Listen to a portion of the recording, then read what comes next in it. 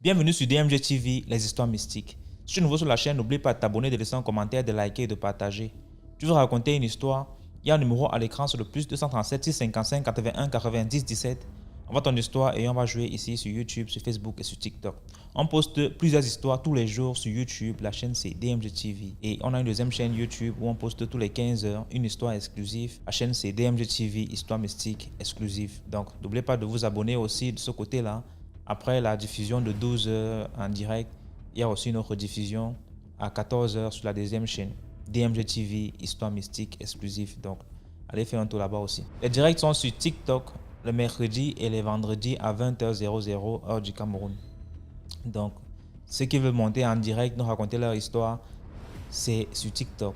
Et ceux qui veulent envoyer leur histoire, ceux qui n'ont pas le courage, trop de courage ou bien n'ont pas un compte TikTok, envoyez vos histoires sur WhatsApp au numéro plus 237 655 81 90 17 et on va jouer ici sur Facebook et sur YouTube et sur TikTok. Voilà, donc écoutons la première histoire. S'il vous plaît, avant d'écouter la première histoire, laissez un like, commentez, partagez, c'est très important. Première histoire. Bonjour DMG, bonjour à tous les abonnés. Déjà, ça dépendra à l'heure à laquelle chacun écoutera l'histoire. Déjà, c'est une histoire qui s'est passée à Douala. Excusez-moi pour ma voix, je suis un peu enrhumée. C'est l'histoire de 3 jeunes femmes. On va nommer Karine, José et Cynthia, ma coiffeuse, celle qui m'a conté l'histoire. Toutes les 3 déjà ont fait le même collège à Douala. Du coup, elles ont développé une certaine amitié, un certain amour entre elles. Elles étaient très fusionnées, de sorte que dans chacune des familles, on connaissait que c'est comme ça. On ne pouvait jamais voir l'une sans voir les deux autres. C'était comme ça. Maintenant, une année, elles ont été contraintes de se séparer. Karine est partie à Idéa. Cynthia est descendue sur Yaoundé et José est parti à Bertois. Donc, chaque vacances, elles avaient l'habitude de se retrouver à Douala pour rattraper le temps perdu. C'est donc comme ça qu'une année, elles se sont retrouvées à Douala. Il y a la grande sœur de Karine leur dit, le jour que vous n'avez rien à faire, en fait, j'aimerais que vous veniez à la maison. Vous venez au Sinac Bar parce que la grande sœur de Karine avait un Sinac Bar qu'elle gérait et ça marchait plutôt bien. Vous venez, on perd le temps, vous m'aidez même à servir les clients et tout. En fait, on passe un peu de temps ensemble. Karine et Cynthia et Josué ont dit non, il n'y a pas de problème. C'est ce qu'elles ont commencé à faire. Elles partent au Sinac. Elles papotent, elles racontent tout leur délire de l'année académique et tout. Elle rattrape le temps perdu. Du coup, elle avait l'habitude de prendre une table pour elle. Elle pouvait se servir des boissons et tout, 2 fois. En même temps, elles ont remarqué qu'il y avait un monsieur qui était toujours assis tout seul à sa table. Il peut venir comme ça. Il jette tout le snack bar.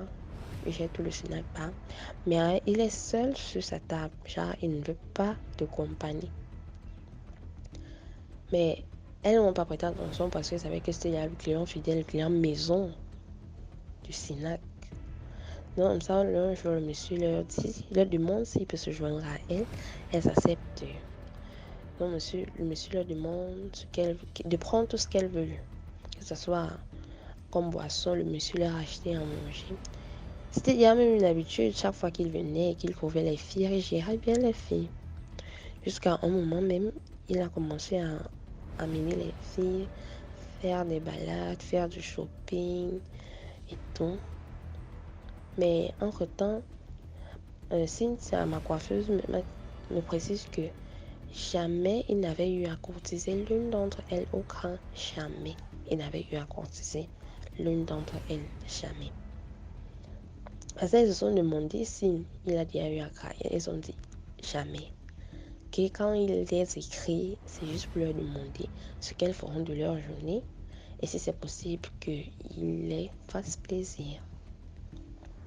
C'est donc comme ça que Karine, la petite sœur de celle qui avait le Sinac, a commencé à flirter avec le monsieur.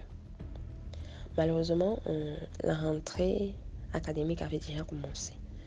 Cynthia, elle est rentrée sur Yaoundé, José rentrait à Bertois. Étant donné que Karine était aidée, hein, elle a demandé à sa soeur si elle peut rester à Douala pour continuer ses études.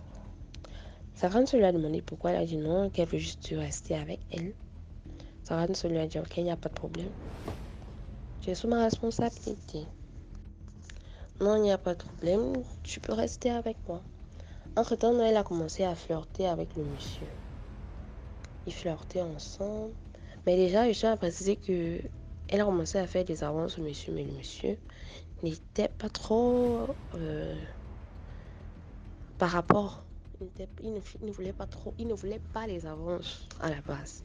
Mais la fille a insisté et elle a persisté. Le monsieur a aussi dit vu que c'est une bonne petite fille, pourquoi pas. Sinon, comme ça, au bout de 6 mois, la fille se demande, tu n'es pas bien, qu'est-ce qui se passe? Déjà, ça fait 6 mois que nous sommes ensemble et jamais nous ne sommes passés à la qu'est-ce qui se passe? Le monsieur lui dit, je t'aime bien, mais je ne veux pas te faire du mal. La fille lui demande de faire du mal comment? Il dit, je t'aime bien, tu es quelqu'un que j'apprécie beaucoup. Je prends soin de toi, je te donne tout ce que tu veux. En fait, le monsieur prenait vraiment soin d'elle et ne manquait de rien. Elle lui demande, qu'est-ce que tu veux de plus? Et en fait, elle a demandé au monsieur qu'il passe. Le monsieur a dit non. Et le monsieur a refusé que non, je t'aime bien, mais je ne vais pas te faire du mal. C'est comme ça, au bout de 7 mois, elle a menacé le monsieur de mettre fin à la relation si les choses ne se passaient pas comme elle voulait. Donc le monsieur lui dit, comme tu insistes, il n'y a pas de problème. J'aurais voulu t'épargner d'un certain nombre de choses, mais tu insistes à vouloir arriver chez moi. Elle a dit, le monsieur a dit, ok, il n'y a pas de souci. Quand la fille monte dans la voiture, le monsieur lui dit, tu as encore le choix de réfléchir si tu veux vraiment arriver chez moi parce qu'une fois arrivé, il n'y aura plus moyen de faire machine arrière. Elle dit, ok, il n'y a pas de problème. C'est quelque chose que j'ai réfléchi et il est temps quand même que nous passions à l'acte. Ils sont arrivés dans la maison du monsieur, un quartier assez chic. C'était une villa et elle dit que la maison était très grande. Le monsieur restait en fait seul. C'est dans le genre de 18 heures comme ça. Ils sont arrivés. Le monsieur lui a montré la chambre, lui a demandé de se mettre à l'aise, de faire tout ce qu'elle voulait et tout. La chose qu'elle a faite, entre-temps, elle s'est mise vraiment... Elle était prête en fait pour... Vous comprenez la chose. Elle était prête pour passer à l'acte avec le monsieur. Le monsieur lui a dit non, pas maintenant. Ce que tu vas faire d'abord, c'est que tu vas nettoyer ma blessure avec ta langue. Elle a dit non, qu'elle ne peut pas nettoyer. Et c'était une grosse blessure. Elle ne peut pas nettoyer la blessure du monsieur avec la langue. Le monsieur a voulu insister. Elle a dit non, il n'a pas persisté. C'est donc comme ça que dès que minuit pile a sonné, le monsieur lui a dit maintenant, tu vas le faire de ton plein gré sans que personne ne te demande de le faire. Elle ne sait pas comment ça s'est passé. Elle s'est retrouvée en train de nettoyer la blessure du monsieur en avalant les déchets parce que la condition c'est qu'elle doit nettoyer la blessure du monsieur en avalant les déchets. Elle ne doit pas cracher rien. Elle doit avaler les déchets. Elle a nettoyé bien propre. Après, tellement elle était dégoûtée, ils sont couchés, ils ont passé la nuit ensemble et tout. Le matin, le monsieur l'a accompagnée chez elle. Le monsieur lui a dit, en pleurant, le monsieur pleurait. Il lui a dit, tu es quelqu'un que j'aime beaucoup, que j'ai beaucoup aimé, mais je ne voulais pas te faire du mal. Il a pris des grosses sommes d'argent. Il l'a accompagnée chez sa grande sœur. Le premier jour, déjà, tout allait bien. Elle ne s'est pas sentie mal, rien du tout. Le deuxième jour, elle a commencé à se sentir très mal. Le troisième jour, elle ne parvenait même pas à sortir. Alors, sa grande sœur lui demande, d'habitude, avec une crème matinale, qu'est-ce qui se passe? Tu as passé toute la journée ici, tu n'es même pas parti à l'école. Vu que tu es sous ma responsabilité, si quelque chose t'arrive ici, je vais dire aux parents et tout. C'est comme ça, elle dit qu'elle a mal au bas-ventre, elle a très mal au bas-ventre, et qu'elle n'est pas sûre qu'elle va suivre ça. Quand tu lui demandes de vivre comment? c'est là où elle raconte toute l'histoire à sa grande sœur. Vu que le monsieur avait l'habitude de sortir avec les 3 filles et il les faisait plaisir, elle les voyait, mais elle se disait que c'était ce que le monsieur est généreux et il prend soin de la fille comme ça. Vu qu'elle avait aussi dit à sa soeur que il n'a jamais craqué l'une d'entre elles. Donc, elle savait qu'il n'y a pas de probabilité pour ce que le monsieur sorte avec elle un jour. Genre, c'est comme un grand frère, en fait, pour sa petite sœur. C'est comme ça, elle raconte l'histoire à sa grande sœur. Elle lui dit qu'il y a 2 mallettes d'argent sur le lit. Tu vas prendre ça pour faire mes obsèques et tout. Tu vas faire comme ça, comme ci. C'est non comme ça que quand on a fait le deuil, sa grande sœur a dit à ses amis. Entre-temps, elle n'avait même dit à aucune de ses amies qu'elle sortait avec le monsieur. Le jour du deuil, c'est comme ça que sa grande sœur raconte à ses amis ce qui s'est réellement passé. Raconte ce qui s'est réellement passé. Sa grande sœur dit que avant le deuil, même le monsieur est venu. Il a demandé pardon à sa grande sœur en pleurant. Il a demandé pardon à sa grande sœur que vraiment il ne voulait pas faire du mal à sa petite sœur, mais c'est elle qui a voulu insister, qui a voulu aller plus loin dans la relation avec lui, mais qu'il n'avait pas l'intention de lui faire du mal. C'est un peu ce qui s'est passé. En fait, chacun va tirer la morale de cette histoire parce que, mais moi, ma part de morale, c'est que dans une relation des gens, il y a certaines conditions que lorsqu'on t'impose, si tu vois que tu ne peux pas respecter ces conditions, quitte dedans. Si ça ne te convient pas, tu quittes dedans. Oui. Parce que la plupart des cas, quand on vous impose certaines relations, parfois certaines conditions, parfois c'est aussi pour vous protéger. C'est pour vous éviter certaines choses. Donc si ton partenaire te pose une condition, vraiment tu vois que c'est plus fort que toi là, tu ne peux pas supporter. Maman qui est dedans. De peur que ta vie en reste ou quoi que ce soit. Parce que dans cette situation-ci, si la fille aura respecté le fait de ne pas vouloir aller loin avec le monsieur, elle n'aurait pas perdu sa vie. Et ça semble aussi bizarre même que tu avais un monsieur et tout. Et les choses ne se passent pas comme tu voulais. Si ça, tu quittes dedans. Tu quittes en fait dedans. Donc, il ne faut pas souvent forcer les choses quand vous voyez que les choses ne sont pas claires. On ne force les générations, si vraiment, les moments aussi, on ne force plus rien. Quelque chose ne va pas comme tu veux, tu quittes dedans. Tu laisses la chose là. En fait, chacun va tirer sa leçon de morale. C'était juste aussi ma contribution comme ça. DMG. J'espère que cette fois-ci, mon histoire sera diffusée pour une première fois. Parce que depuis que j'ai déjà raconté 2 histoires ici, j'ai pas encore écouté une seule d'entre elles. En tout cas, j'espère que cette fois-ci, elle sera publiée. Merci DMG et bonne journée à vous tous. Merci beaucoup pour l'histoire. Maintenant, on va écouter la deuxième histoire. Ouais, salut DMG, salut toute la team DMG, salut tout le monde. J'espère que tout le monde se porte à merveille, comme d'habitude. Hein. Likez, ceux qui sont sur Facebook et TikTok, partagez. C'est pour nous là qui sommes sur YouTube, on like.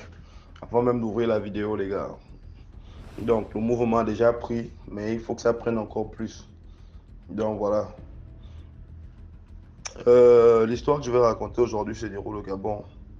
Ça se déroule dans les années 2000, je crois, on était en 2000, je crois 2005 ou 2006, je sais pas, je crois 2006, je crois bien, parce que j'étais en 3e à cette époque-là. Donc, c'est une histoire très courte. Hein. On était avec, l'histoire se déroule au lycée Nelson Mandela. Donc, les Gabonais de Libreville connaissent le lycée Nelson Mandela. Donc, l'histoire se déroule en 2006, comme je l'ai dit précédemment. On était avec des potes et tout, à 13h, parce qu'à l'époque, À l'époque, les cours terminaient à 13h15. Aujourd'hui, ils font journée continue, genre 15h, les cours s'arrêtent. Donc nous, les cours s'arrêtaient à 13h15. Et c'est ainsi que on avait un endroit où on aimait aller s'asseoir parce qu'à 13h15, il y avait beaucoup d'embouteillages. Il faut dire qu'en face du lycée Nelson Mandela, il y a l'université Omar Bongo. Donc souvent on est mélangé là, on est plein, il faut se battre pour prendre les taxis et tout. Donc voilà un peu. Donc nous on attendait souvent vers 14h, 14h30 pour sortir prendre le taxi. Donc on était au lycée là tranquille, nous on s'asseyait d'habitude là à côté du portail. On racontait. Mais il y a un truc bizarre qui était là. Il y a un magouillard là qui tournait toujours autour de nous. Je crois que c'était la femelle du magouillard parce que je crois que le mâle a la tête rouge. Le mâle du magouillard, il a la tête rouge, il est un peu plus costaud. Donc c'était une femelle.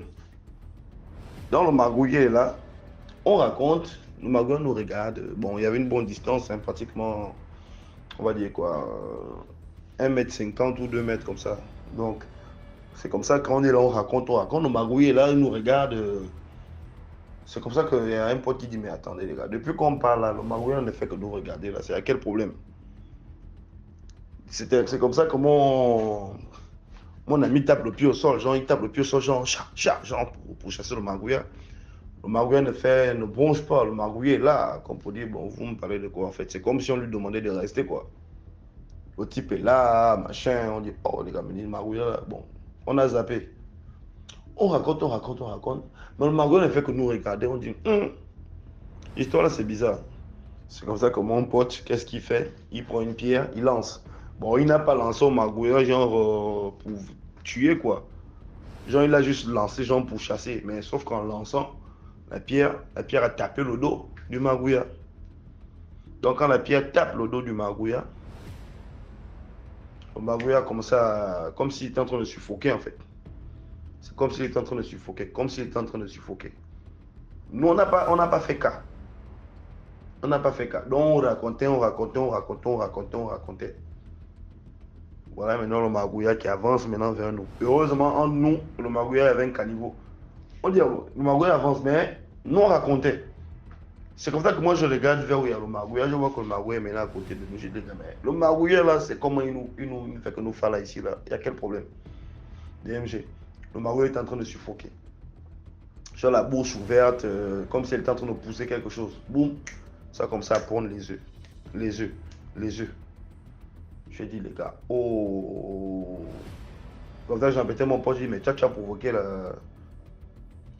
la naissance alors que peut-être c'était pas prévu. On a négligé, on dit, bon, c'est un magouillon, on s'en fout. Boum, voilà maintenant, le mâle qui arrive, bam, lui aussi s'arrête devant nous, il commence à nous regarder. Je dis, les gars, ça là, c'est pas top. Vaut mieux, on enlève le corps. Partons. On est parti. BMG, quelques jours plus tard. Voilà les gens qui se ramènent au lycée. Nous, on ne sait pas, on est en classe. Ils disent que non. Il y a des étudiants ici qui ont lancé les cailloux à une fille enceinte. Des trucs comme ça. Donc on a porté plainte. Nous, on cherche à les identifier. La dame a dit comment? Ici, il n'y a pas d'étudiants enceintes. L'histoire que non, on vous dit qu'il y a quelqu'un qui a provoqué la... Comment on appelle ça? Qui a accéléré la grossesse de la fille et tout. Nous, ici, on n'a pas de filles enceintes. Et le lycée Nelson Mandela, et à l'époque, on avait une blanche qui était proviseure. Elle ne blaguait pas avec. Parce qu'à l'époque, le lycée, c'était un couvent. Ce n'était pas un lycée. C'est quand Nelson Mandela, quand le gars il arrive au Gabon, quand il va visiter le lycée actuel Nelson Mandela, qu'on a surnommé lycée Nelson Mandela, mais à l'époque, ça ne s'appelait pas comme ça. C'était un couvent, il n'y avait que les femmes. On ne prenait pas les hommes là-bas. Donc le proviseur a beau insister que non, mais attends, nous on n'a pas de filles enceintes. Et notre proviseur c'est une blanche, une française. Donc ne blaguez pas avec les histoires là. Ils disent non, on peut les identifier parce que nous, on a porté plein de machins. En tout cas, prochainement, s'ils ne se dénoncent pas, nous on va venir ici avec la police. Ah, car. C'est comme ça que les gars, ils ont fait passer une note circulaire et tout. Est-ce qu'il y a des gens qui ont peut-être fait une bagarre ou bien qui ont fait accoucher une fille, voilà, parce qu'il y a une plainte, machin. Je dis, ah, c'est quoi cette histoire de plainte encore? Et moi, maintenant, on appelle ça comme mon instinct spirituel m'a fait réunir les amis. J'ai dit, les gars, est-ce que vous n'êtes pas sûr que le margouillard là, sur lequel l'autre a lancé la pierre, là, est-ce que vous êtes sûr que c'est pas eux? Parce que de toute façon, le margouillard nous regardait là. Parce que la façon dont il nous regardait, on chasse, le margouillard ne fuit pas. On chasse, le margouillard ne fuit pas. Elle a comme ça pondre ses œufs. Le mal est venu.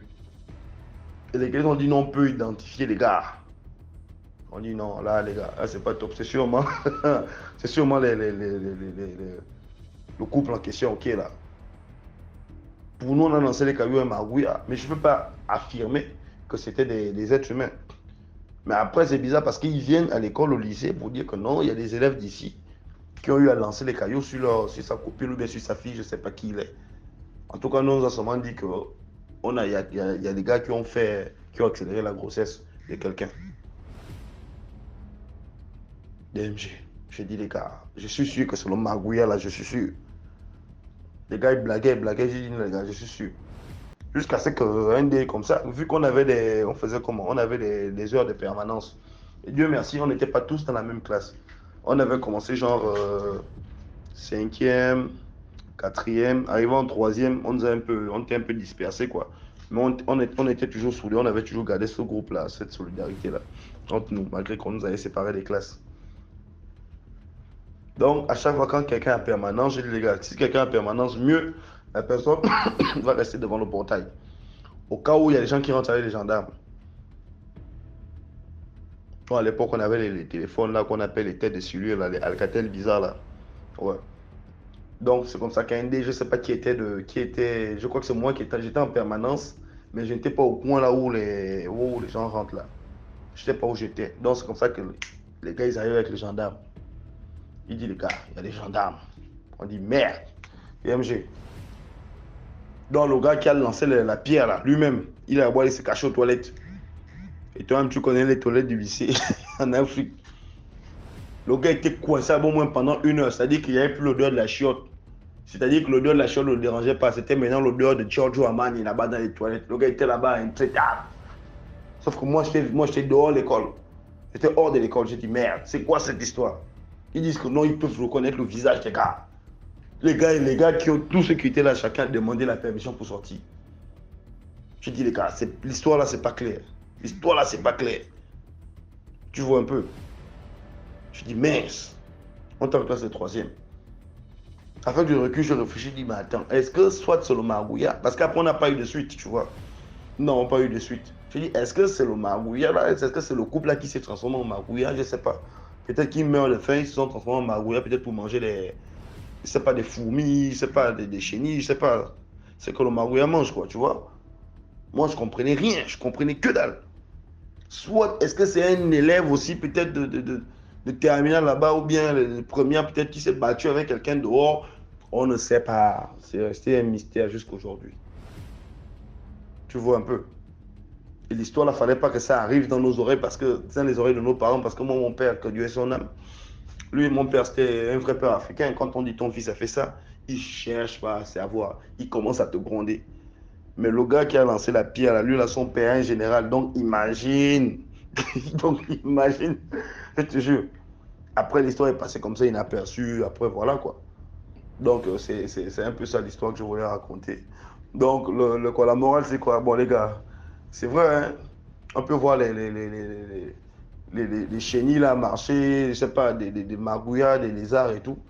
Mais les gars, c'est pas la peine de les traiter, parce que c'est des êtres humains. Bon, pas des êtres humains, c'est des êtres vivants. Ils possèdent une âme. Comme dit la Bible, tout ce qui respire glorifie le nom de Dieu. Donc on ne sait pas. Vous n'allez pas prendre le chien, passe pour lui, vous prenez la pierre, vous lancez au chien. C'est pas bon. Tu vois un peu, imagine, toi tu marches dans la rue, par exemple, nous qui sommes à l'extérieur, on te verse de l'eau. Parce que c'est un blanc, il a vu un noir, il te verse de l'eau. Tu vois un peu. Moi je me dis aussi la même chose envers les animaux. Donc de vraiment, vraiment, vraiment prêter attention. De vraiment prêter attention. Donc voilà quoi. Donc c'était un peu mon histoire.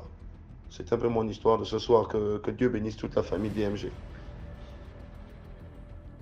Merci beaucoup pour l'histoire. Maintenant, on va écouter la 3e histoire.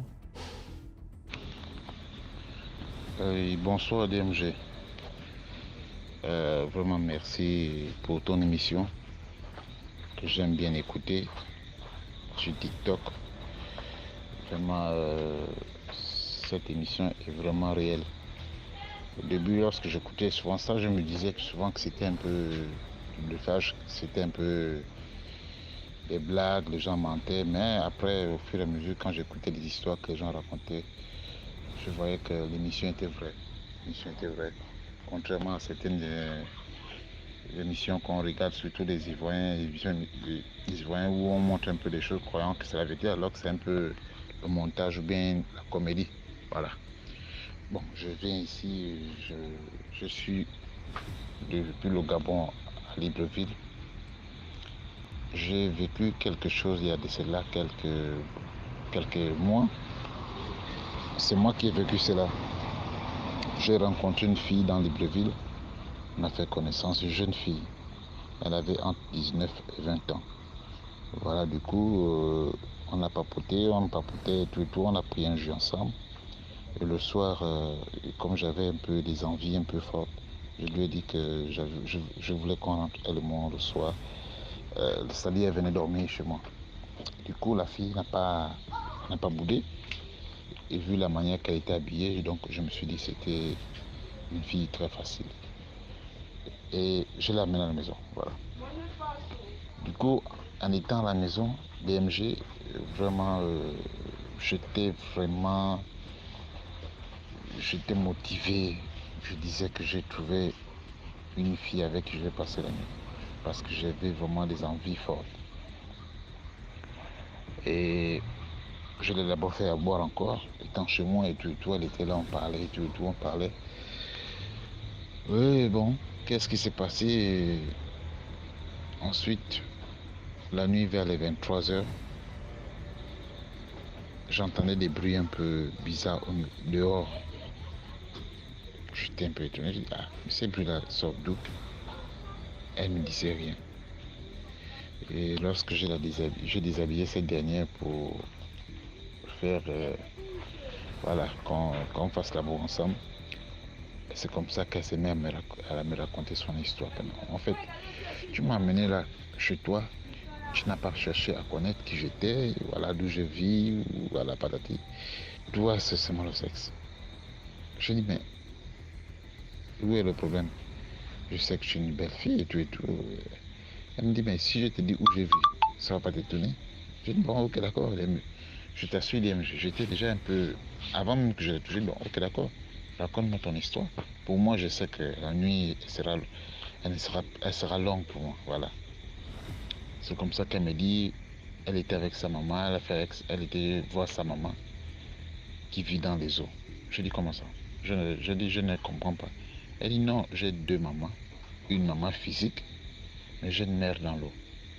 Je dis, non, je ne comprends rien. Je l'explique, moi, c'est comme ça qu'elle me raconte maintenant l'histoire. Elle me dit, c'est depuis qu'elle est née, elle avait déjà une marraine. Donc elle avait une mère qui vit, donc une sirène quoi, qui était sa maman. Je dis, mais c'est pas sérieux, tu fais comment? Je te vois là. Elle dit non.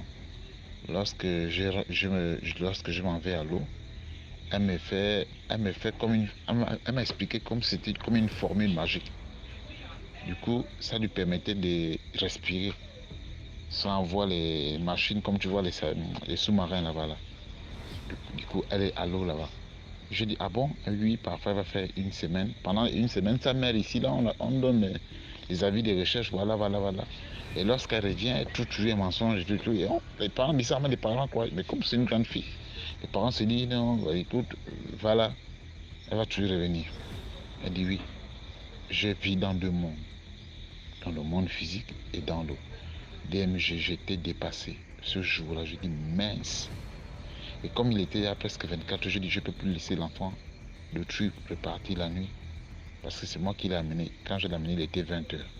Je dis, je vais attendre quand même, j'aurai le courage. Je vais avoir le courage qu'elle dorme ici pour que je la ramène le matin.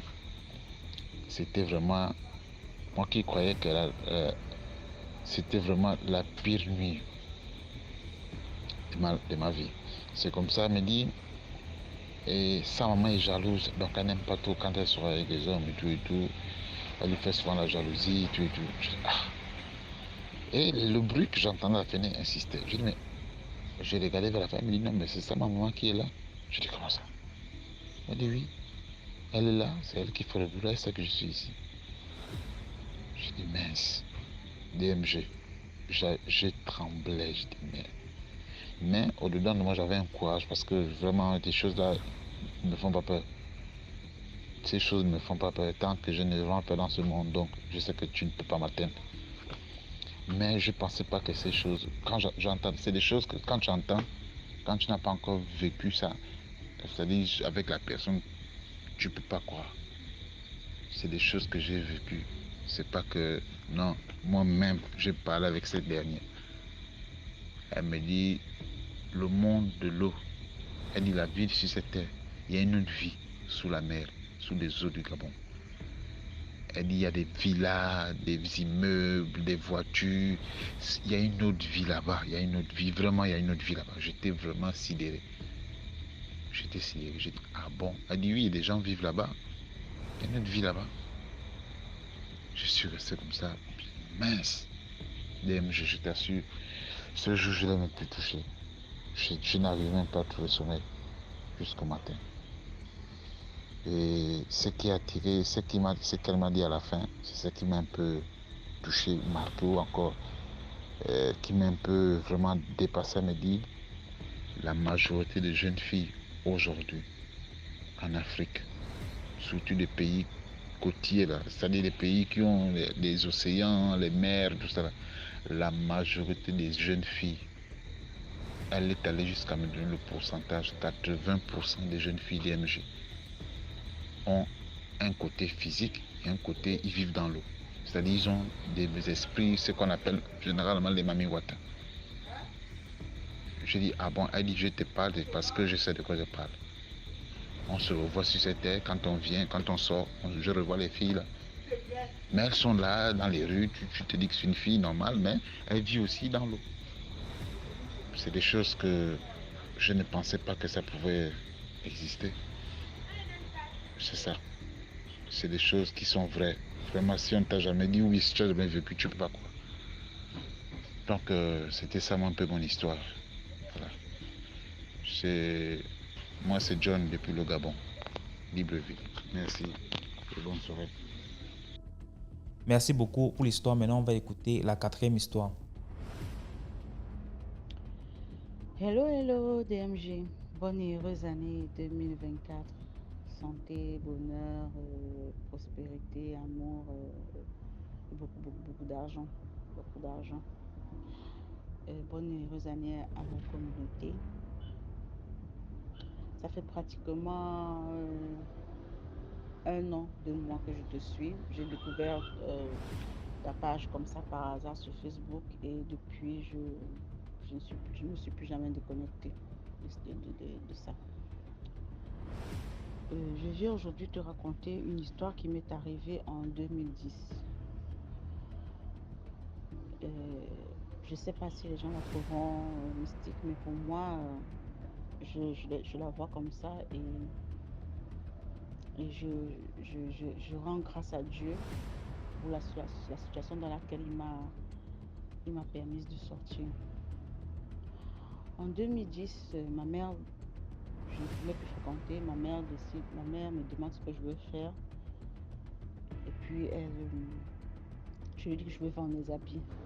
Elle n'ayant pas assez de moyens, elle me dit, bon, on va commencer, tu vas chercher un petit hangar, un petit espace, on va te faire un hangar là-bas et puis tu vas accrocher tes habits à l'air libre. Déjà, tu as précisé que je n'étais pas dans la même ville que ma mère, donc je pense de dire les villes.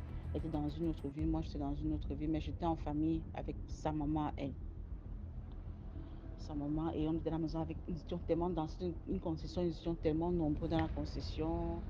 Ma maman a 3 filles, donc nous toutes les trois, nous n'étions pas dans la même vie qu'elle. Nous étions ensemble avec notre grand-mère, avec nos oncles même, les enfants de notre grand-mère qui sont même mariés dans la concession, qui avec les enfants, donc nous étions tellement nombreux. Bon, il y avait un de mes oncles avec qui on s'entendait particulièrement très bien parce que c'était quelqu'un de très très relax, de très très terre à terre, de très très humble. qui n'est plus des nôtres aujourd'hui, paix à son âme. Ma mère également n'est plus des nôtres, paix à son âme. Mais bon, c'est pas ça l'histoire.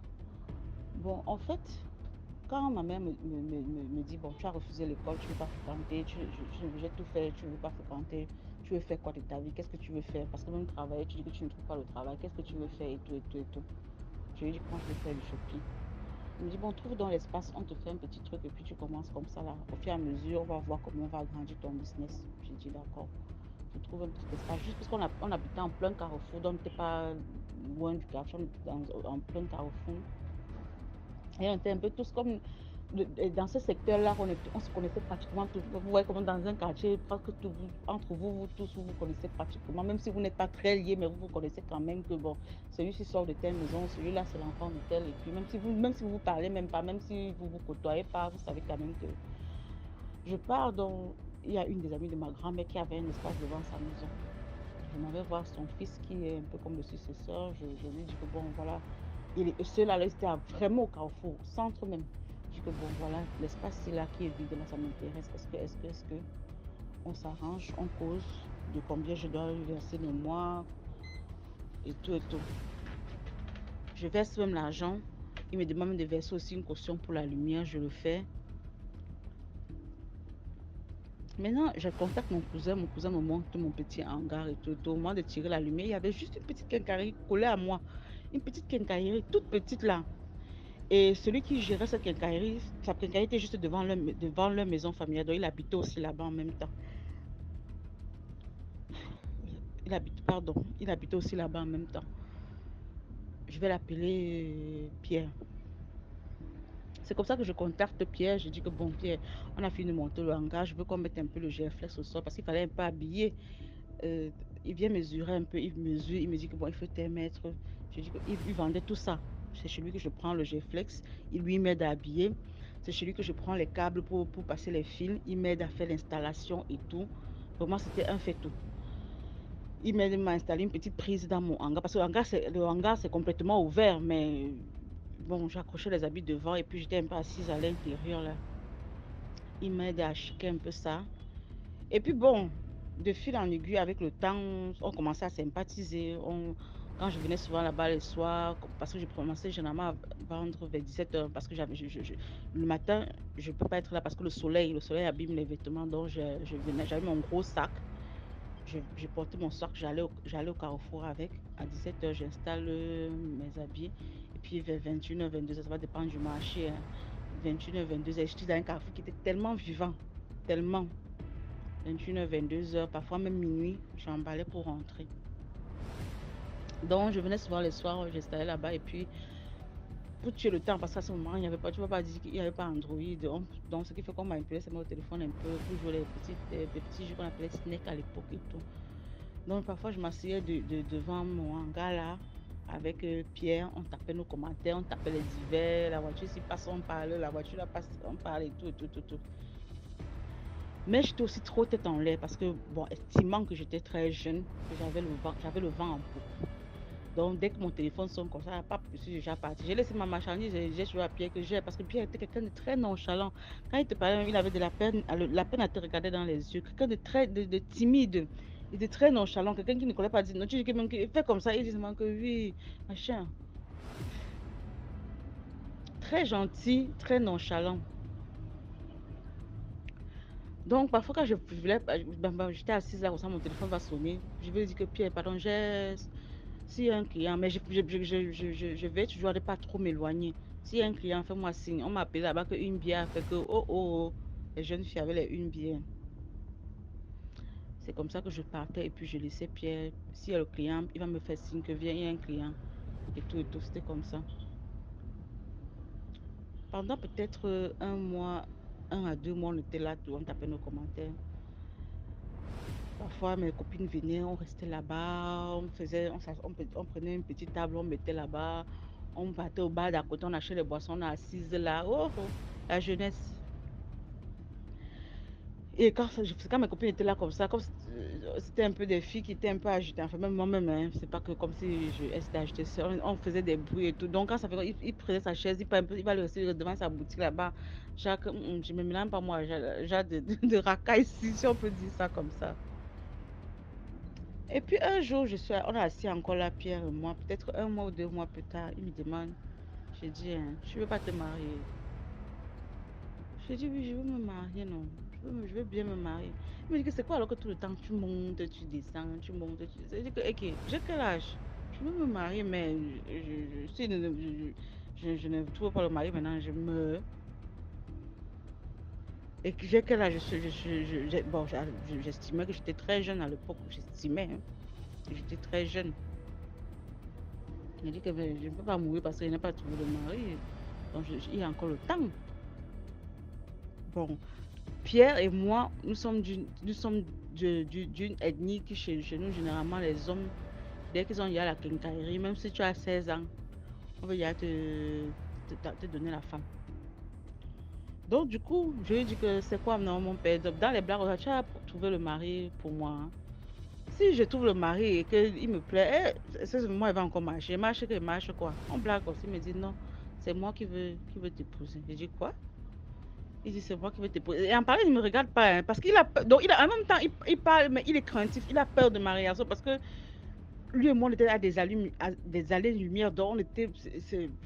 Comme on dit souvent que j'étais son goût, mais lui n'était pas mon goût. Que genre, tu n'es pas le goût de ton goût. Donc, je me voyais même pas avec lui, même dans mes rêves les plus. Oh, mince. J'ai dit, Jesus, qu'est-ce qui t'arrive? Tu sors d'où avec ce genre de proposition-là? Il me dit que tu veux pas tu m'as dit que tu veux te marier. Il dit que donc, quand il dit qu'elle veut me marier là, fous pas ça rouge, je prends seulement fou pour me marier, parce qu'elle veut me marier. J'ai dit que je veux me marier, si c'est le temps de Dieu, je me marie. Il me dit, ah, moi, je voudrais moi t'épouser. Réfléchis avec eux. Il n'y a même pas de question de réfléchir, il dit réfléchis. Et puis, quand j'ai vu qu'il était tellement sérieux, j'ai changé dans des sujets pour faire qu'on parle d'autre chose. Je préférais qu'on parle de ce chose. Et puis, ça m'a même amusé. Je me suis mise à rire. Je dis, mais votre enfant, il devient même fou, quoi. Parce qu'on a en train de causer, c'est là que lui, il a vu que oh, moi, sa camarade. Bon, c'est pas que c'est quand je dis l'enfant, c'est pas que c'était un enfant, hein, c'est mon aîné. Mais bon, comme nous, les filles, on connaît, quand on fait un peu comme si on est belle là, on connaît simplifier les gens là. Je rentre ce soir à la maison, après ma petite journée, je rentre le soir là. Je vois mon tonton avec qui est très relax là, parce que c'était le tonton de pratiquement tout le monde dans le secteur. C'est vraiment, il n'y avait pas une maison qui ne le connaissait pas, parce que c'était d'abord un évangéliste, c'était d'abord un homme de Dieu, donc c'est un évangéliste, il aimait bien partager la parole et tout. Je dis que, mais tu connais même ce que Pierre me sort aujourd'hui. Il dit que, oh, Pierre dit qu'il veut lui m'épouser. On se met encore à rire tous les deux. Il dit que, mais il voit comme ça là, il peut te supporter. On se met à éclater de rire et tout, et puis on passe dessus. C'est comme ça que le temps passe. La période là, c'était, je peux dire, je ne me rappelle plus très bien quelle période c'était, mais environ 2 ou 3 mois passent. Environ 2 ou 3 mois passent. Un soir, je suis en train de rentrer avec ma machine. J'ai vendu très tard ce jour, j'ai fait à minuit. Je porte dans mon gros sac, je suis en train de rentrer. Juste à l'entrée de la maison, il y a certains bandits qui sont sortis, je ne sais pas d'où, parce qu'il y a un peu des couloirs là-bas, ils sont sortis. Et puis ils m'ont fait. Donc j'entrais déjà dans la maison, ils m'ont tiré avec le sac. D'ailleurs, ils ont pris le gros sac, les gros sacs avec toute ma marchandise à l'intérieur. Ils m'ont tiré et puis ils ont pris le sac. Ils étaient 4. Et puis ils ont pris mon téléphone. Je n'avais même pas. Donc je suis restée, j'étais comme pétrifiée. Je n'ai même pas eu la force de crier. Je suis juste entrée à la maison. Même me laver. J'étais comme si j'étais. En prenant comme ça, ils ont même pris mon âme à l'instant. Là, ils sont partis. Et puis je suis entrée. Puisque j'étais avec ma fille dans la chambre. Je suis entrée juste me coucher à côté d'elle là. Essayer de trouver un peu de sommeil. Donc c'est le matin que j'ai commencé à annoncer aux gens que bon, comme vous voyez là, voici.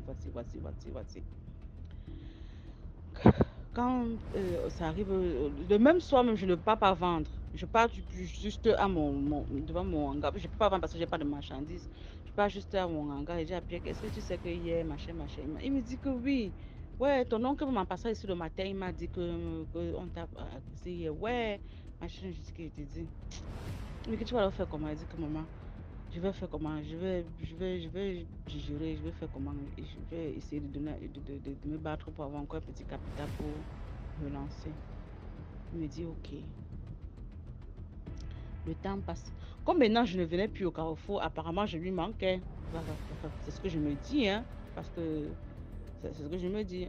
Un jour, je suis dans la maison. Ma vie de loisiveté avait recommencé. Je suis dans la maison, je le vois, il vient. Il est avec mon oncle. Il vient, il s'entre. Parce que mon oncle savait déjà qu'il a des vues sur moi. Donc, du coup, mon oncle aimait bien le taquiner que ta femme, machin, machin. Il était mon oncle, il vient. Je le vois, on se salue bien, bien. Après, ils sont assis là, ils tapent leur petit duvet. Moi, je suis aussi assise dans la cour là où je faisais même quoi. Je sais plus, je sais même plus trop ce que je faisais. Après, mon oncle décale un peu, il me demande que tu n'as pas encore trouvé le capital. Et je dis non, je n'ai pas encore trouvé. Il dit que si tu donnes le capital, tu vas prendre. Je dis que ça dépend en tant que qui tu me donnes. Parce que si c'est toujours tes idées que mariage, machin. Mais il dit que oui, si tu donnes le capital, c'est parce que j'estime que tu es ma femme. Et je dis non. Si c'est pour ça, papa, il faut toi laisser ton capital parce que je n'ai pas accepté ta proposition. Et si prendre l'argent veut dire accepter, ça veut dire que j'ai à sceller le mariage. Non, papa, non. Je ne suis pas prête vraiment. Et que donc tu continues, tu dois réfléchir. Je dis que moi, tu avais donné ma réponse depuis. C'est toi qui es dans la réflexion. Hein. Moi, je t'avais déjà donné ma réponse depuis. Il me dit OK. Et toujours nonchalamment. Hein. Après, il sort, il finit de faire ce qu'il a fait. Mon oncle, il sort, il part. Ah, on était comme ça peut-être au mois de novembre. Hein. Après, je partais plus au Carrefour. Comme il n'y avait plus l'argent, je ne partais plus au Carrefour. 31 décembre, voici où l'histoire me paraît louche. Parce que depuis, je raconte là, c'est banal. Non. Voici où l'histoire me paraît, commence à devenir. Enfin, voici le jour où l'histoire est devenue un genre. Et je rappelle que il voulait très vite. Il me parlait trop de mariage et d'enfants. Voilà. Quand il me demandait le mariage, il me disait toujours que est-ce que tu ne veux pas. Je lui disais que mais j'ai déjà un enfant. Il me dit que mais est-ce que tu ne veux tu n'as pas envie de te marier? Tu sais que tu ne seras pas jeune toute ta vie. Tu te maries là maintenant. Tu fais ton. Tu fais, on fait l'enfant. Et puis après ça, tu peux encore recommencer à faire tes business. Machin. Si tu accouches vite, tu as aussi le temps de vite faire tes business et tout, et tout, et tout, tout, tout, tout. 31 décembre maintenant, nous sommes au quartier. J'ai une amie qui a son salon de coiffure qu'elle avait fait chez eux. Et le derrière de la maison donnait avec le derrière de la maison des pierres. On reste, on est au salon de coiffure, on est en train de comprendre les bruits au carrefour, dans la maison des pierres qui était au carrefour. On comprend les bruits. Waouh, waouh, waouh. On se dit que bon, c'est décembre, hein, c'est le 31, il était midi moins. On comprend les bruits, wow, wow, wow, wow. Les gens sont un peu comme si il y a. Donc on va se comprendre, wow. Après ça, c'est comme si quand on joue le match et puis on a marqué le but là. Wow. Et puis après ça se calme. On comprend, wow. Nous on se dit que c'est ce que les gens sont en train de faire les ambiances du 31.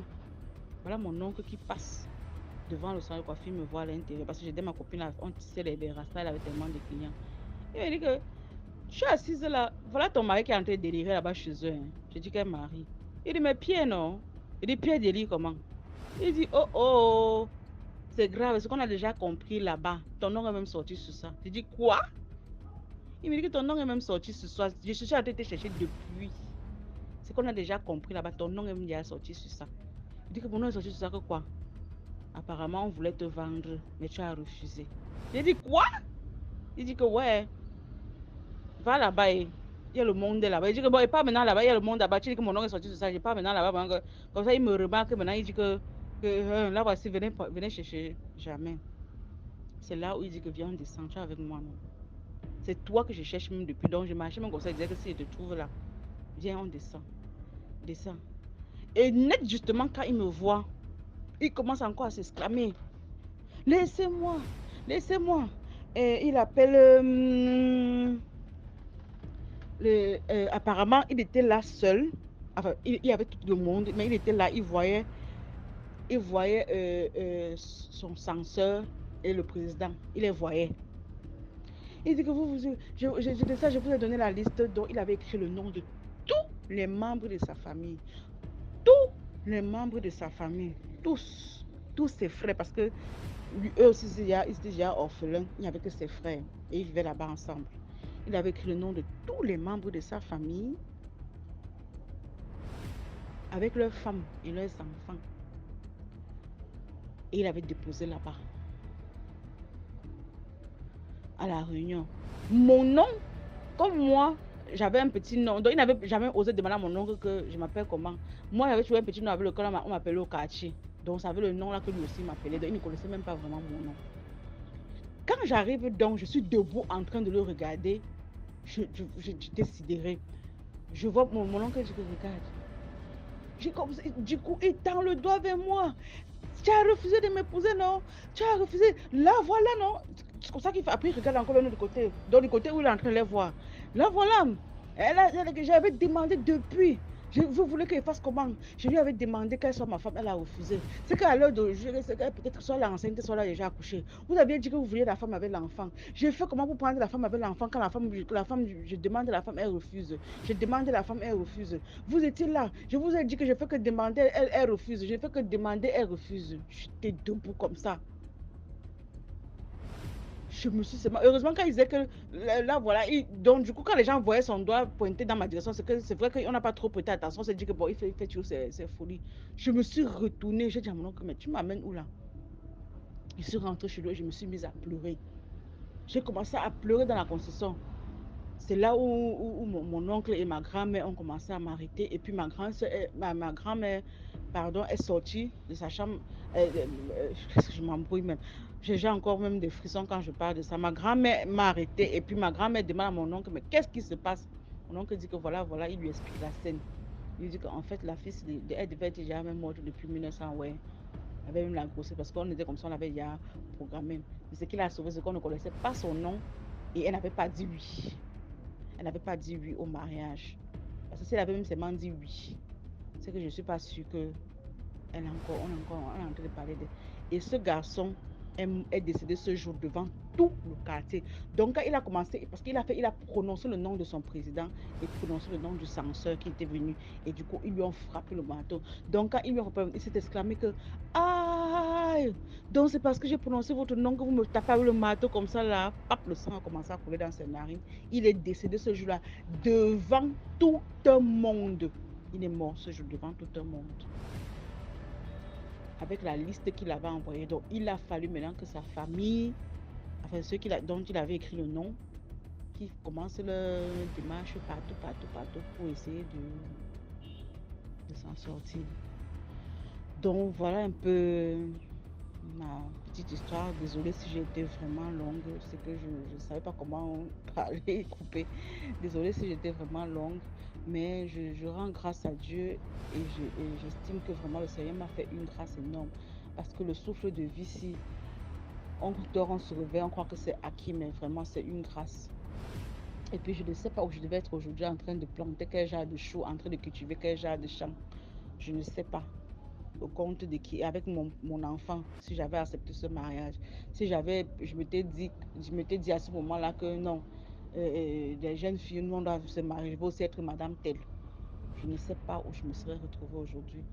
Donc je bénis le Seigneur parce que malgré tout mon style de vie, toute ma vie je ne sais pas, de noctambule, je ne sais pas comment on appelle ça, il m'a préservée, il m'a protégée.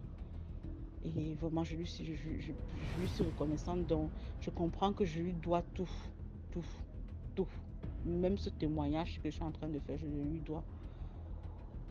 Bon, DMG, merci encore et bonne fin de soirée à toi. Merci beaucoup pour l'histoire. Maintenant, on va écouter la 5e histoire. Bonsoir, cher monsieur. J'espère que vous vous portez très bien. Tout d'abord, je vous tiens un coup de chapeau pour, si je peux me le permettre, dire à la mission, pour la mission que vous portez sur vos épaules afin d'édifier la masse populaire. Je vais parler de, je ne sais pas si je dirais Bamiwata ou je ne sais pas si je dirais mauvais esprit, mais je vais dire comme tel que ça se disait ici chez nous. Donc, ça se passe au Cameroun, plus précisément dans la ville de Douala. C'était dans les années, je pense, 2009, je pense 2008-2009. Ouais, 2008-2009. Et là, j'étais en haut sur les bancs. Je pense que je faisais entre 6e, je pense très bien que je faisais 6e. Donc, il y avait une histoire dans ces années-là où on disait qu'il y avait que Mami Wata qui cyclait dans la ville de Douala et qui entrait dans les maisons des gens pour faire des ravages. Donc, si ta maison n'est pas protégée, elle entre chez toi et elle fait du ravage. Ou soit elle vous tue, soit elle vous paralyse, c'est qui suit, elle vous fait quelque chose de pas catholique. Donc, j'étais avec un ami, mon ami de 6e, on était en classe, on causait bien, on a passé toute la journée, et puis on rentrait. Et quand on rentrait, on parlait de ce phénomène-là. Mais je l'avais demandé à la veille, mais est-ce que ta maman a protégé votre maison? Puisque à ce moment-là, on disait qu'il fallait protéger la maison, il fallait couper des arbres de paix et mettre partout dans la concession et y verser aussi du sel, afin qu'il ne puisse pas entrer. J'avais demandé cela à mon ami, il a dit, oh vraiment, puisque il était chrétien. Moi aussi, à cette époque, j'étais chrétien. Mais, vous savez, chacun sait sur quoi il compte. Donc, il m'a dit, non, ma mère n'a pas fait cela, mais on prie quand même. J'ai dit non, le mieux c'est de le faire. Il a dit, ah, bah, en tout cas, on s'est séparés. Le lendemain, mon ami est venu ce jour en retard. Mais je vois mon ami est embouchu. Mon ami fait un test embouchu. Je ne comprenais pas, mais je dis, qu'est-ce qui t'arrive? Qu'est-ce qui t'est arrivé? Il me dit, mon frère, il faut laisser, vraiment, cette femme nous a eu. Il me dit, quelle femme vous a eu? Cette Mami Wata nous a eu.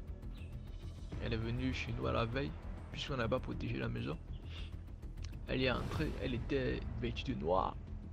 Et quand elle a apparu devant nous, elle a apparu étant petite comme une petite fille. Après, elle a commencé à grandir, puis à vieillir. Et puis elle a lancé un sort à mon petit frère. Il s'est paralysé. Elle a lancé un sort à ma maman et puis aussi elle m'a lancé ce sort. Voilà mon ami, ce qu'aujourd'hui, mon ami n'a plus jamais grandi. Plus jamais jusqu'aujourd'hui. Donc il fait à peine 1m50. À peine 1m50. Jusqu'aujourd'hui, à son âge, il n'a plus grandi. Donc c'est juste pour vous dire que la leçon, la morale à tirer dans cette histoire, c'est pour vous dire que malgré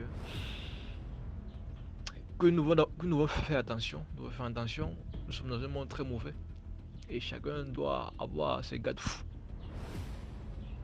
Et il faudrait savoir que malgré que nous sommes ce que nous sommes avant tout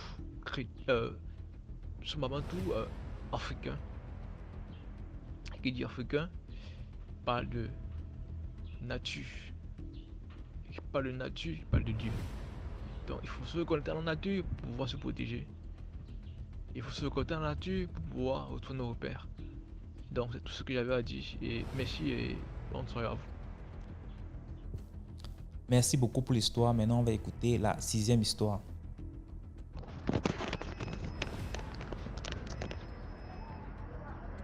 Good morning, good morning, good morning. Bonjour DMG, bonjour à toute la famille DMG. Il y a une histoire. Il y a une femme qui a transformé un enfant en aigle. Voilà pourquoi on dit à nos jeunes soeurs vraiment de faire beaucoup attention. De faire beaucoup attention. Parce que c'est pas tout le monde qu'on insulte. C'est pas tout le monde qu'on insulte. La fille, elle était enceinte. Elle était enceinte, elle allait voir, parce qu'elle avait des problèmes d'argent. Elle allait voir une vieille dame. Elle allait faire prêt auprès d'une vieille dame.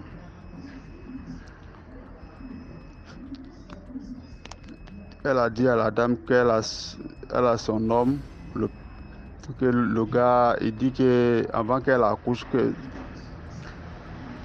le gars n'a pas la fait un transfert pour que l'argent que la vieille va donner, qu'elle paye ça.